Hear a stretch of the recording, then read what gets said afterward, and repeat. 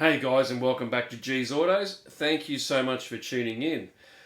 Well, we're up to episode 3 of putting the EB's front end back together. Now, I think when you hit 3 episodes, it's a saga. Unfortunately, it's turned into a saga and it is continuing. Had a couple of slight issues. So when I got to the end of this video, I thought everything was good. I was pretty happy with it. I was aware of a few minor issues. Unfortunately, I did find a problem. Now, it was a stupid mistake. Now, what I'm showing you on the screen right now is the result of that stupid mistake. Now, on the lower control arms, there are 3 through bolts.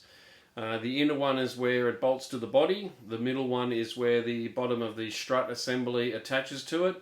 And the outer one is where it attaches to the, it's a bar that comes off the main body. Anyway, so on one of those through bolts, I misplaced, or I did something wrong, and I didn't put the washer on. So the washer acts like a butt plate when you're bolting it together.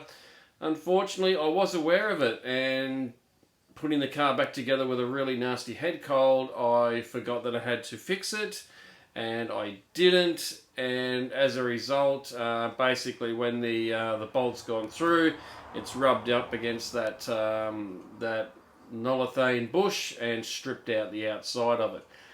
So that's not the only issue. The car has also developed a, let's just call it an electrical issue. So the car will actually be thrown onto a tow truck either this week or next week. I'll have the front end fixed, get my stupid mistake fixed, and I'm pretty sure it's a smart lock module playing up, which is, hey, what a surprise. Yeah, so look, I was pretty dirty on myself after what happened. One thing that was drummed into me when I was younger and working around cars as a high-speed fly in here is that whenever you finish working on a car, take it for a test drive. Just don't get it and put it out and just start driving it as per normal. And I never do. Whenever I do something on a car, I do a test drive and take it nice and easy. Make sure there's no errors, and as a result of that, I did find an error, so I'm just glad I just didn't go hell for leather and just start driving it as per normal. Anyway, guys, enough out of me for this 10-minute preamble. Let's take a look at the video. I hope you like it. Look, there is going to be a video coming out soon in regards to the future of the EB, which we are going to look into a few of the issues that I have discovered. And a lot of those are electrical, and so just deciding on what the future of the car will be. Anyway, guys, like I said, enough out of me. I hope you liked the video. Please feel free to like and subscribe. That would be awesome. And I finally finished the odometer as well, and I've got a video coming out hopefully this week on that one as well. Anyway, guys, I'll shut up. Thanks for watching, and I'll see you guys on the next one. Alright, now before piecing everything together, on the outside edges of these bushes, I did put rubber grease on there before putting them back up into the control arm. Plus I also put anti-seize on these bolts as well before they slide through those slide pins which are inside the control arm bushes. Now I'm going to put these up underneath the in the guards, and remember to put my shims on properly.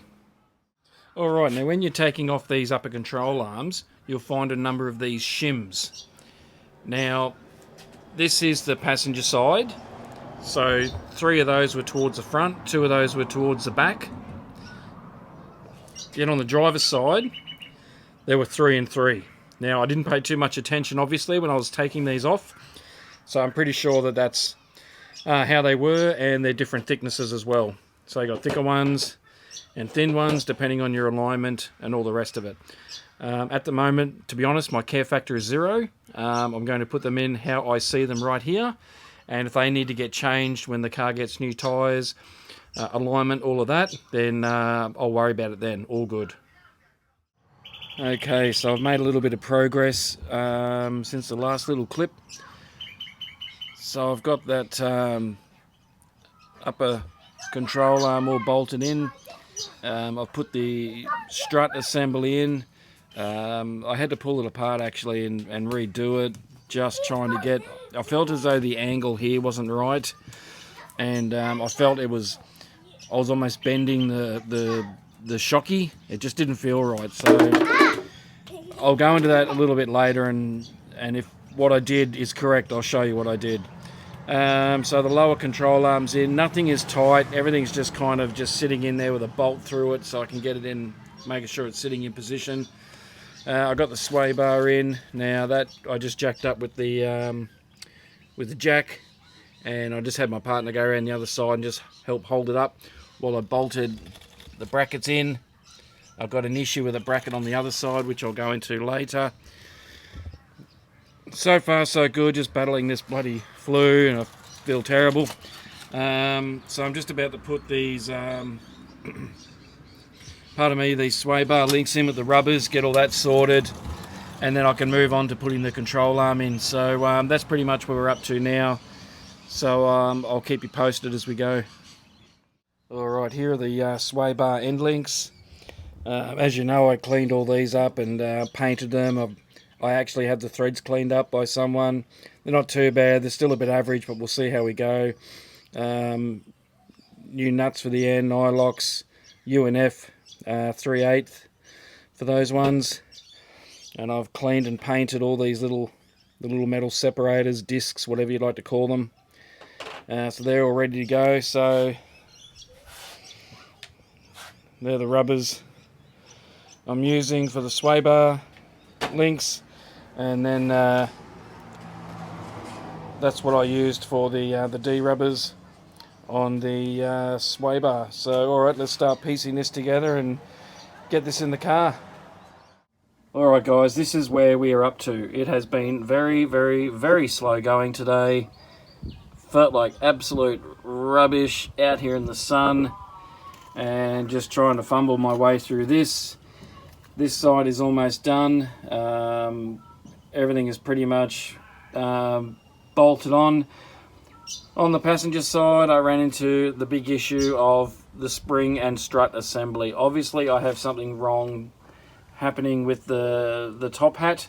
It feels like I'm forcing the spring strut assembly in, and that just doesn't feel right. It just doesn't feel right. So I'm about to rip it out again and redo the whole thing. But anyway, this side's almost done. I'm about to bolt on the disc and the caliper and get all this side finished. At least this side will be done, and then I can move on to the other side. So we'll come back to this once I have the disc on with the caliper. All right, the disc is on. It's looking a little worse for wear, but I will clean that up shortly. I've bedded those bearings in, bit of back and forth, tightening, loosening, that kind of thing. So I've just got them nipped up to where I'm happy with them. I've just got that split pin sitting in there for now. I'll finish that once I finish cleaning up this disc, and then we'll have a look at that. So I've just got a scourer. I'll go over that, and then I'll wipe it down and then clean it up. All right, the surface of that disc is cleaned up a little bit. Looks a lot better. Not perfect, but look, it'll do the job. Hit the brakes a couple of times. She'll be sweet.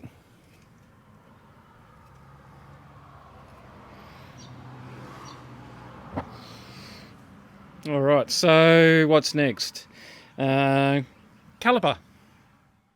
Okay, brake caliper is on. I just need to connect the brake line, and I need to connect up the where is it?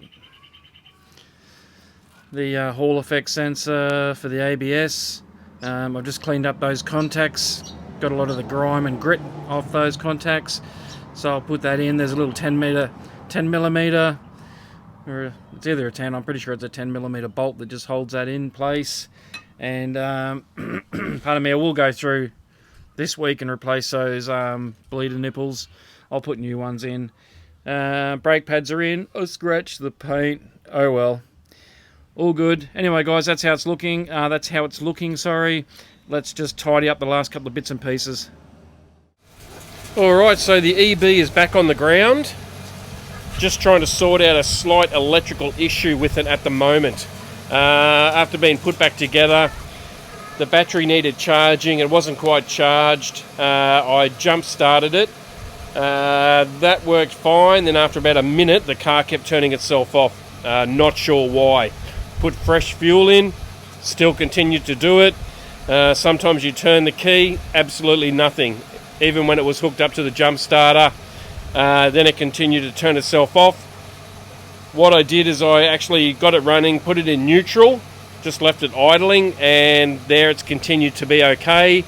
I put it back in park and it still seems to be okay, so I'm not too sure what mental issue this thing decided to throw at me, but look, it's a Ford, so I'm just saying, I'll leave it at that. But anyway, let's have a look at how the car looks. So the front's still sitting a little bit high. That should settle a little bit. The rear sits a bit lower.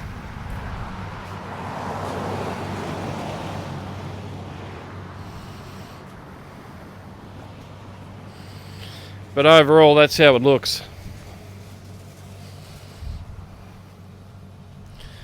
So I'm going to take it for a drive just to see how it feels. I'm hoping it doesn't cut out on me.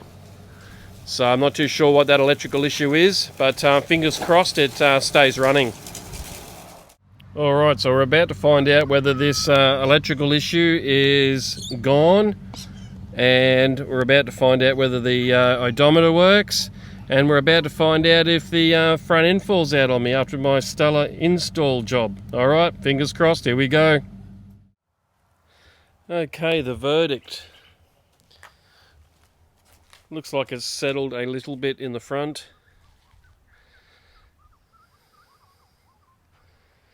So look, there is a little bit of a clunk in the front. That is the sway bar, two of the sway bar mounting bolts, cactus. And I think the end links need a little bit of a nip up, just to make that a bit more snug. Brakes worked good. So I must have done a half okay job with the bleeding the brakes, and everything else feels fine. I'll be happy once it's had a full check over to make sure everything is good that I have done. Anyway guys, that is it for the front end rebuild. I hope you enjoyed the video. Keep an eye out for more content on this one, and yeah guys, thanks for watching, and I will see you on the next one.